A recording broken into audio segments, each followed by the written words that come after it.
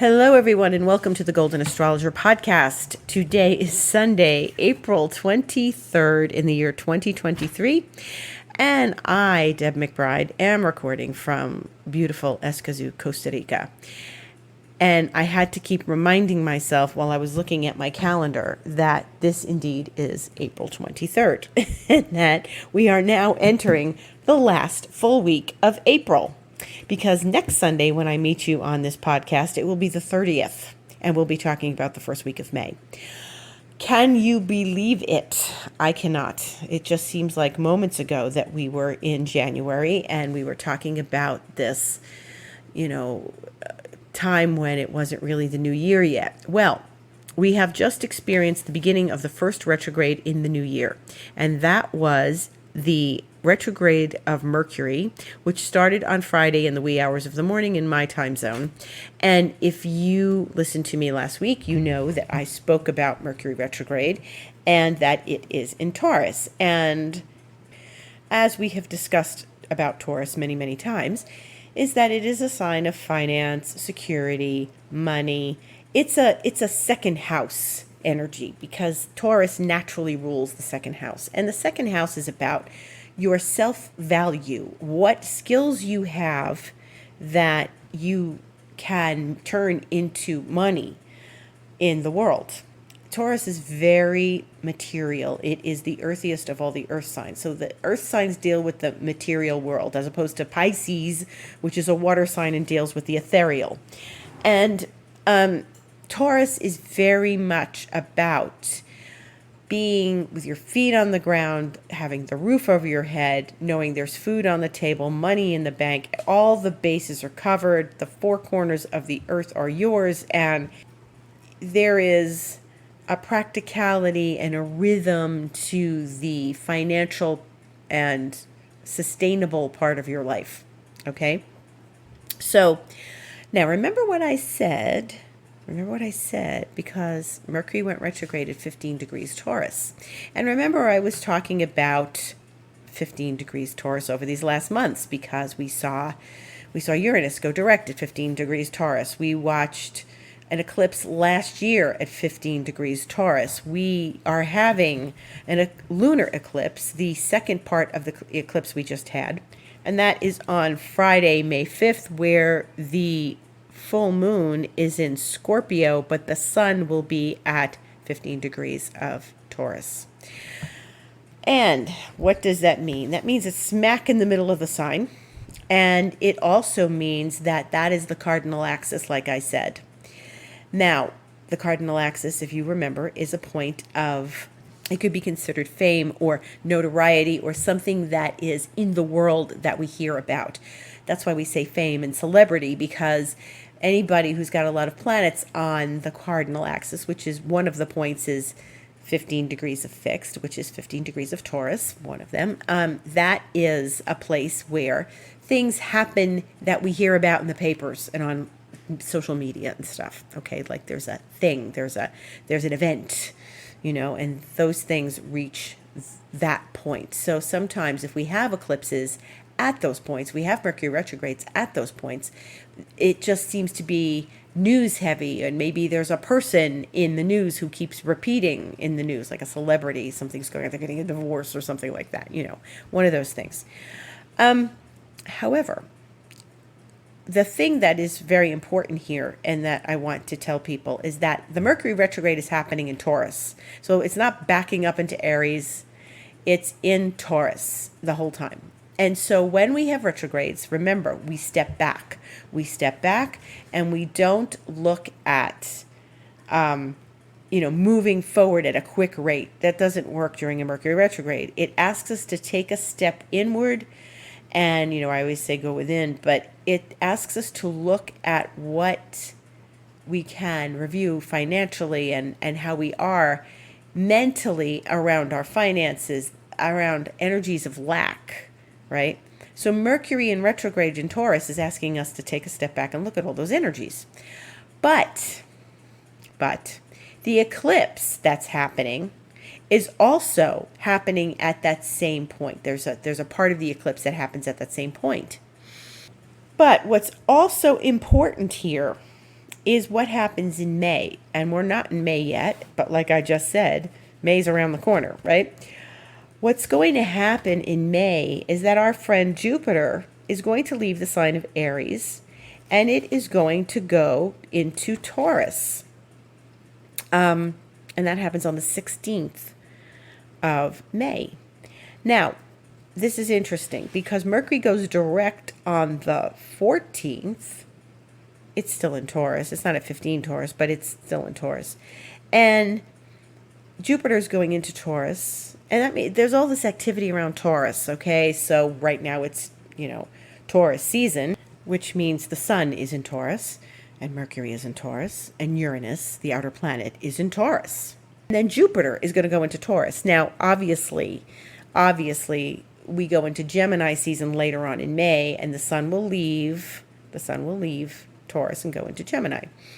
But what I want everyone to pay attention to is that, and here's a little secret, the work that you do during the Mercury retrograde in the sign of Taurus, meaning about your finances, about your security, about what feels secure and abundant to you. Taurus is about abundance too, and Jupiter is the planet of abundance, going into a sign of abundance. But Taurus is the abundance of Mother Nature.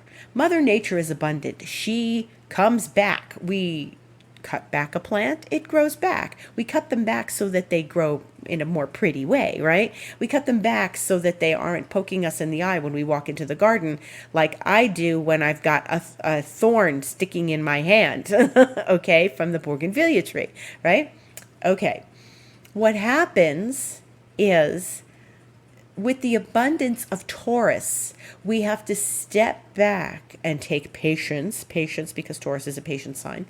And we look at all of these things that are brewing in our consciousness around lack, scarcity, not having, non-abundance versus abundance and fertility, which is very Taurian. And fertility is about Taurus, too. It's a very, fertile sign. It's spring, but it's also fertility is abundance. You're having a baby. It's, you're fertile.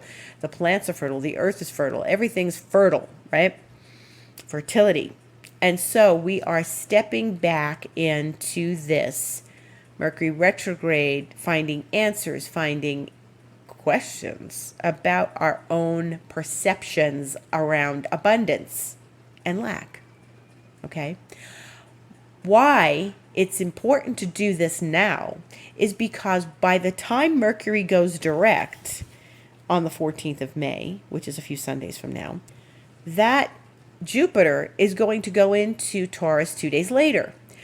In order to, and I can sit here and say to you, wow, that's great. Jupiter in Taurus is abundant, and everybody's sitting waiting for that abundance, right? Oh, good. But Jupiter's going to go into Taurus and all's going to be okay. If you don't do the work that Mercury retrograde is asking you to do, Jupiter in Taurus is not going to be abundant.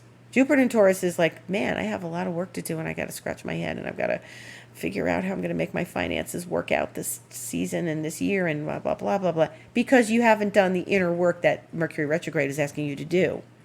So this came to me the other day, and I'm like, I really have to talk about this when I do my podcast, because it's important to recognize a place when we can do the work and see results. Now, Jupiter's going to be in Taurus for about a year, and so that's a good thing. We like that. That means a whole year of this. And for those of you who are Taurus people, this is good. But it's expansion and abundance. But expansion isn't always comfortable. It's called stretching yourself. So what you may uncover during the Mercury retrograde may be, okay, well, I've got to stretch myself in these 3 places in order to not feel lack anymore. And those are uncomfortable places. And that's often what Jupiter asks us to do. So we've got a few more weeks of Jupiter in Aries. And then it's going to go into Taurus for a year. And it's going to give us a whole new perspective on what it means to be abundant and what it means to be fertile and those good things. And juicy, the earth is juicy this time of year. It's raining, it's fertile. It's just starting to rain here. We had a little rain today, a little rain yesterday. Not so much. I still had to water my garden, But I planted some things, I transplanted some things, and I put beautiful pictures of my flowers on Instagram today. If you want to look at my stories, I have my beautiful flowers that are blooming. Anyway, flowers, Taurus, Earth, Mother Earth, nature. This is all very, very wise to pay attention to. Nature, we got to look at nature for examples. We have to look at nature and tap into nature and see the examples that she gives us. Nature tells a story, and she tells this story at this time of year wherever you live. So whatever that story is that happens in April. But what the point is that I'm trying to make is the eclipse is connected to the Mercury retrograde, okay? The Jupiter going into Taurus is connected to the Mercury retrograde. Everything that's going on in that corner of the zodiac is all connected, okay? So we're in a big place about money, finance, my money, your money, our money, because this second eclipse is the moon is in Scorpio, the sun is in Taurus. Scorpio is the sign of our resources. It's the resources you have with another, whether it's a business partner, a life partner, a bank account with other people, resources, pooled resources, okay? So it's our money, your money. And Taurus is more or less, like I said, second house, whereas the opposite sign, Scorpio, is eighth house. That's our money, eighth house, my money, second house, okay? These financial relationships are ones that we're paying attention to right now. That doesn't mean, oh my God, we're all going broke. No. That doesn't mean we all should be worried. No. It means it's giving us the opportunity to look at these things. And I want everyone to be in a good place relative to their finances, just because eclipses come and they raise worries because they bring emotions to the table. So what signs are they in? They're in signs around money.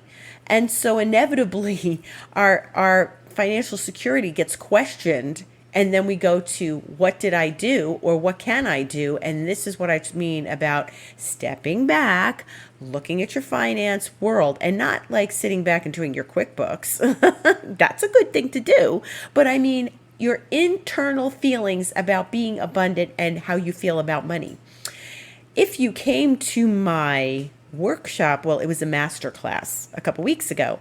I did how to be a goddess in a masculine world. And if you would like that, I did talk about money, and I did talk about the energy and the vibration of money, which is feminine. Money itself, the act of making money is masculine. Money itself is feminine. So I recommend that you, if you'd like some more information about all of that, you buy the video recording. It was very entertaining. Many people really enjoyed it. I have had good response to it. I would love for you to purchase this masterclass at $77, and you can contact me about it, or you can go to my goldenastrologer.com website, book online, and it's in that list of available things to purchase. Anyway, that's a commercial, right? So, but the money is feminine. Money wants to be spent on desires. Needs and desires are two different things. So, we have to address these things while we are in these time periods. What feels good to you? Where do you feel good spending your money? Where do you feel good putting your money, investing your money? But those are more material world questions, as opposed to, how do you really feel about money? And everybody say, oh, I like money. Money's great. Yeah. But how do you really feel about money? What does money do? Do you get upset when you have to deal with money? Do you hate money? And I mean, nobody hates money, but it's like, oh God, money makes me anxious. Those kinds of things. That's what I mean. Does writing checks to pay bills make you anxious? Do you feel like you need to recognize some patterns around money? Maybe, you spend it like water. You make a lot and you spend a lot. And then you go, oh yeah, man, where did it all go? That's a money thing too. So this now Mercury retrograde is a good time to really review those things and clean up the energies around money.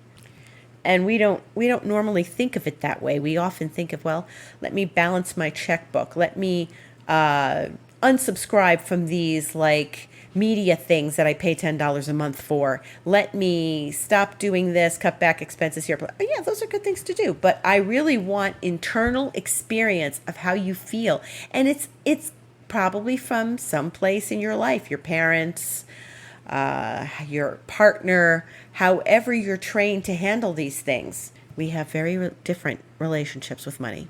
We have lots of different relationships with money. So be with your money, love your money, tell money you love it.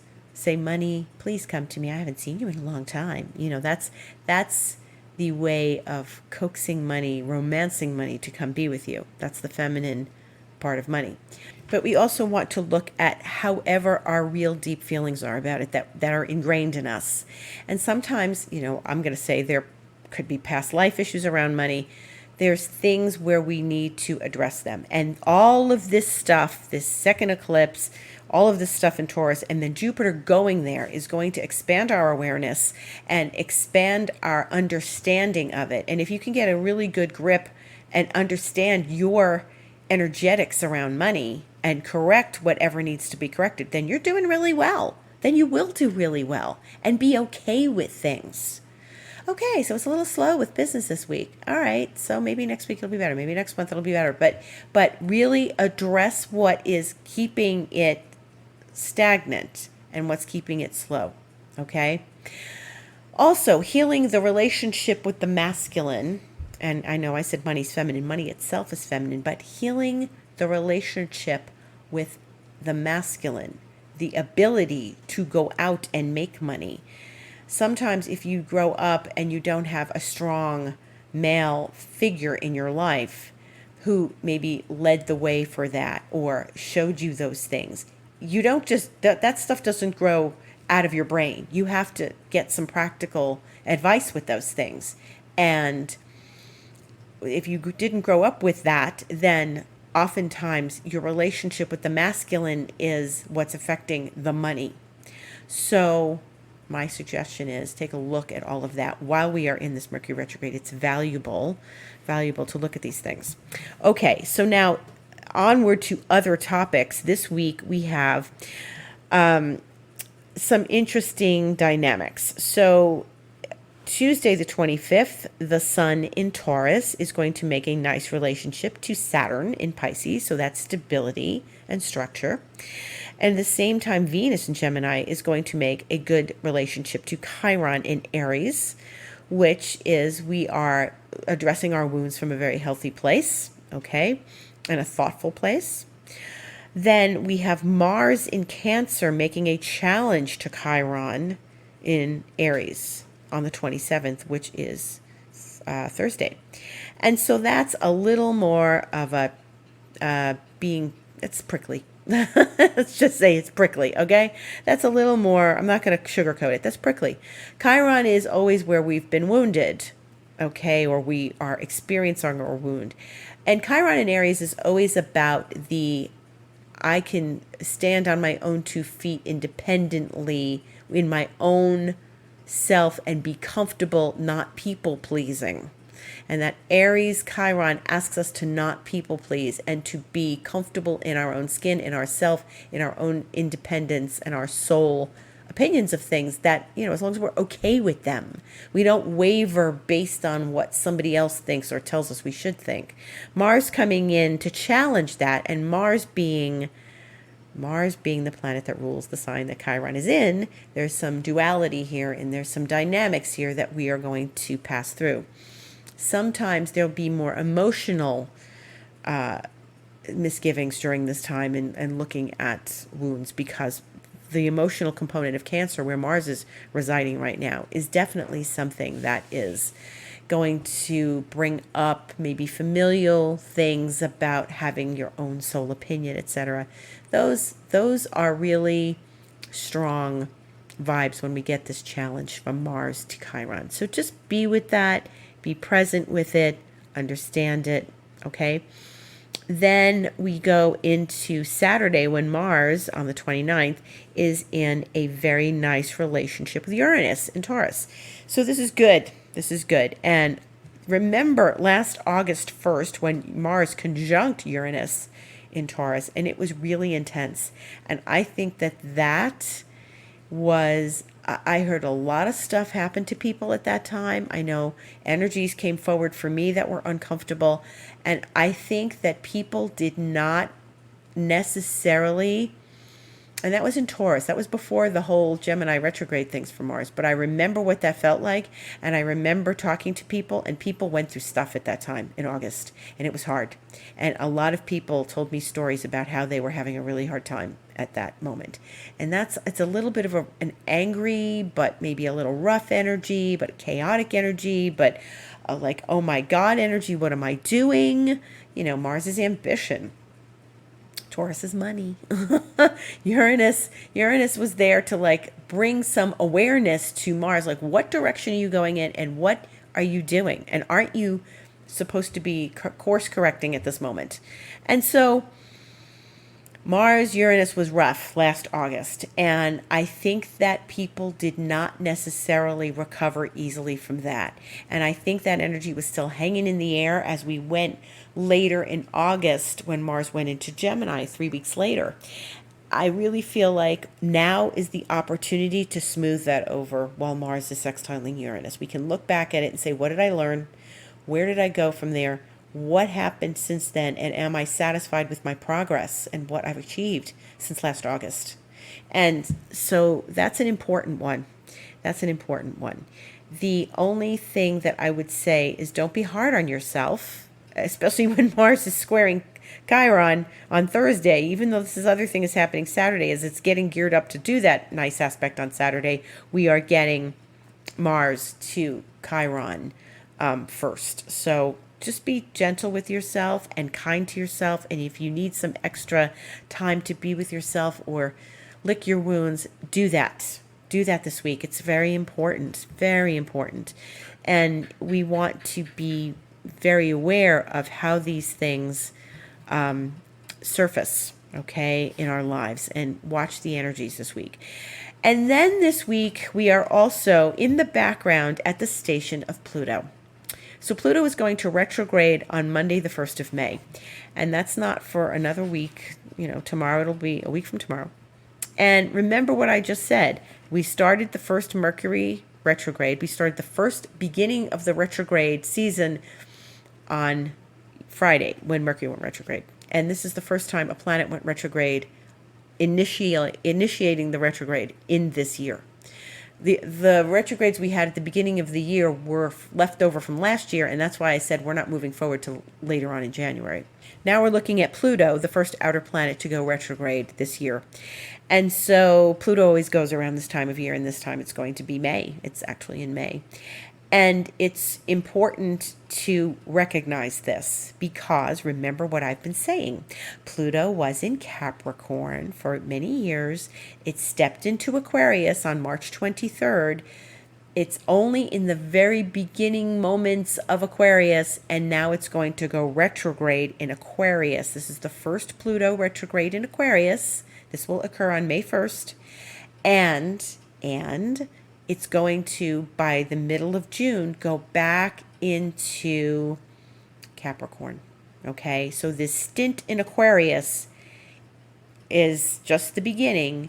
Capricorn's not finished, but we've already had the flavor of Aquarius. And we already know what the flavor of Aquarius is. So these moments, the rest of the year, that Pluto goes back into Capricorn is important. If you have Capricorn planets, it's going to be important, yes. But we've already started to feel the energy and move in the direction of the Aquarius energy. So we're only tying up the loose ends and figuring out whatever that is, those loose ends are, in the last 6 months of this year. So remember, it goes retrograde. We're still in Aquarius. Pluto is still in Aquarius. And in mid-June, we'll leave Aquarius to go back in Capricorn because our retrograde means we're going back. Okay, that's why I always say the re's when we have a retrograde. It's a revisit, review, revise, reconnect, all the re's. Now, this doesn't mean that Capricorn is going to bring back everything that we've just experienced the last 15 years. No, we've we've already moved forward. It's already like you've moved into your new house and you just need to go in and sweep up and vacuum the old one. Okay? You moved into your new apartment. You just need to go back and clean up the cabinets a little bit and make it nice before you say goodbye for good. Okay? And that's what we're doing with this Capricorn. There's going to be one more step into Capricorn in 2024, but we're not concerned with that just yet. We're still, let's not rush things. It's already the end of April. So, and the year is a third over. So I can't believe it. So absolutely, we're not looking at being sort of stuck in between Aquarius and Capricorn. We've already made our progress. We already got a sense of the energy. We already know what we're doing. We're just going back to sweep up the old apartment, okay? And just clean up in the corners where it might be dusty from where we had our furniture. Okay, so it's not anything to really be concerned. You will sort out, and it's going to be different. It is going to be different. I think once Pluto goes retrograde in Aquarius this time, we're going to get that flavor too, and what it feels like to be retrograde in Aquarius, and review some of the things that we've been going through in the last month, because it's actually 1 month today that Pluto has been in Aquarius. And it may be, Aquarius has its own stories and its own light and dark and its own high energy vibration and lower energy vibration. But Capricorn, we seek to just clean up the rest of the story and just sort out the details, tie up the loose ends, and really we're already in the Aquarius mode, and our nervous system is already in Aquarius mode. I really felt that change, but I'm an Aquarius, back in March, and I have to say it was bumpy. It was bumpy. I was waking up too much. I was waking up in I don't know, at 4:00 in the morning. The birds were singing loudly. It was like, I kept saying, I can't believe I keep waking up at the same time. And it was dark. And I knew what it was. I knew it was this transition. And we're all in transition. So again, please be kind to yourself during the transition. Please, if you feel flummoxed, take a step back and rest. Please feel whatever it is you need. Go take a hot bath, go for a walk, go for a hike, go for a swim. Go do it. Go for a bike ride. Go do it. Whatever you need to pass through and finish these energies. I'm actually optimistic, and I feel good about Pluto in Aquarius. So I have to say, transitions are always a little uncomfortable, but we're good, and we need to just be very aware of staying with this positive. If you feel positive and you feel optimistic, like this last month or so, and you feel a fresh new energy, stay with that. Even when Pluto goes back into Capricorn, go, yeah, but I already put my eggs in the Pluto and Aquarius basket. I've already moved into the Pluto and Aquarius house. I'm cleaning up the Pluto and Capricorn house, and we're done with that story. Okay? So that's the attitude we need to have. And also, when you are in some sort of kerfuffle, and I already, Friday, with Mercury retrograde, I tell you, I felt the Mercury retrograde more than I felt the eclipse. The eclipse was at the end of Aries. It's like, okay, we're closing Aries. Okay, thank you. And we move into Taurus, and I already felt the kerfuffle of Mercury retrograde on Friday. It was like, whoa, this is chaotic. And that's why I said on my Instagram, well, we've got a flavor of chaos, because there was some, aspects to Mercury around Uranus, and I felt that for sure. And I felt that, and then it's like leveled off a little bit. But if you are feeling kerfuffles, know it as energy. Okay? Don't take things personally. See them energetically. If you can see something energetically rather than it being a personal situation, if you can rise up and look at it from the overview, then you will feel a better perspective. So gain perspective. That's another thing Mercury retrograde asks us to do. Step back and gain perspective. And perspective really helps us in our nervous system and in our just being able to sleep better, okay? So look at the perspective you have of where things are energetically, okay, and move into a better place energetically. And that's about it. Let's see, what else do we have? We have, right now, the moon is in Gemini. That's right, the goddesses are together. The moon and Venus are together in Gemini. Very nice. Maybe your brain is a little bit overthinking, but it will mellow out as we move into the moon in Cancer tomorrow in the afternoon. Now, the moon is void in the Eastern time zone from 8:15 a.m. to about 3 p.m., 2:58 p.m. So just do your regular mundane tasks, okay? Just do your tasks. Don't worry about getting all your tasks for the week done, like in your to-do list. Do them later in the afternoon when the moon is no longer in void and it has moved into the sign of Cancer. Okay, it's one of its favorite signs. It likes being in Cancer. And then the moon is void, not again until we go to Wednesday, the 26th, when it's void in Cancer. And that's at 7:41 p.m. Eastern time, but by then people are home having dinner and stuff.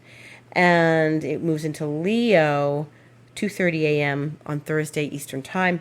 And Leo is a fun place to have the moon. It's when we like to be social just in time for the weekend, Thursday and Friday.